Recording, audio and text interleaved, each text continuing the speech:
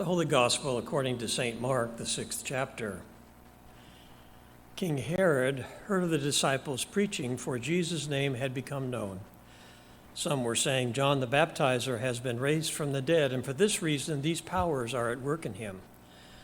But others said, it is Elijah, and others said, it is a prophet, like the one of the prophets of old.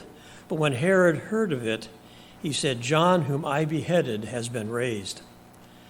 For Herod himself had sent men who arrested John, bound him, and put him in prison on account of Herodias, his brother Philip's wife, because Herod had married her.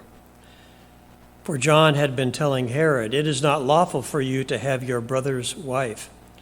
And Herodias had a grudge against him and wanted to kill him, but she could not. For Herod feared John, knowing that he was a righteous and holy man, and he protected him. But when he heard him, he was greatly perplexed, and yet he liked to listen to him. But an opportunity came when Herod on his birthday gave a banquet for his courtiers and officers and for the leaders of Galilee. When his daughter Herodias came in and danced, she pleased Herod and his guests. And the king said to the girl, ask me for whatever you wish, and I will give it. And he solemnly swore to her, whatever you ask me, I will give you, even half of my kingdom. She went out and said to her mother, what should I ask for?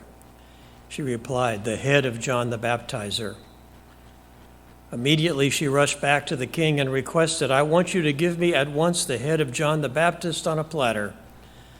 The king was deeply grieved, yet out of regard for his oaths, for his guests, he did not want to refuse her. Immediately the king sent a soldier of the guard with orders to bring John's head. He went and beheaded him in the prison, brought his head on a platter, and gave it to the girl. Then the girl gave it to her mother. When his disciples heard about this, they came and took his body and laid it in a tomb. This is the gospel of the Lord.